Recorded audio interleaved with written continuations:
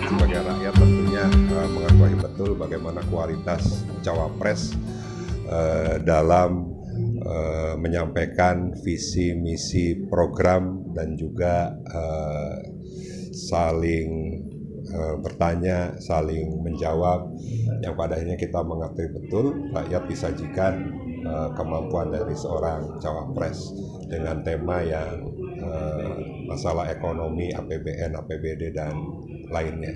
Ya tentunya Ganjar Mahfud kan dengan visi misi programnya sangat jelas.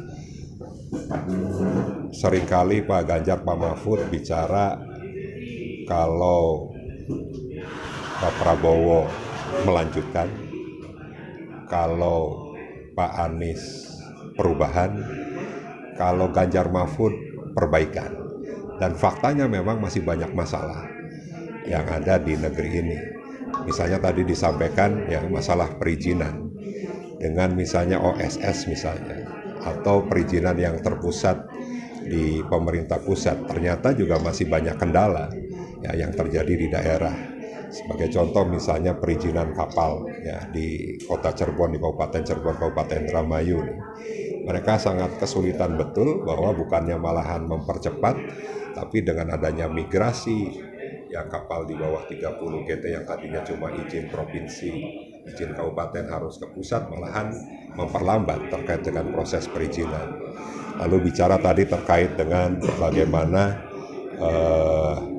pilihan apakah mementingkan terkait dengan peningkatan sumber daya manusia atau pembangunan infrastruktur.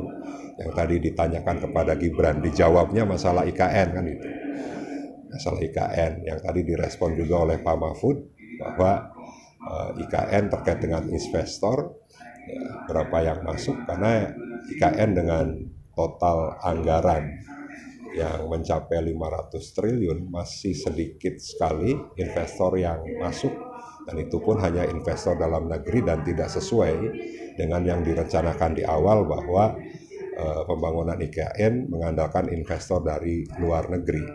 Terkait dengan itu tentunya antara pembangunan sumber daya manusia dengan infrastruktur ya harus selaras. Ya, dua-duanya sangat penting karena tentunya untuk bisa secara ekonomi Indonesia itu tumbuh tanpa didukung dengan peningkatan sumber daya manusia juga tidak akan mungkin. Jadi infrastruktur juga tidak akan bisa meningkatkan ekonomi rakyat apabila tidak ditunjang ya, dari sisi SDM-nya.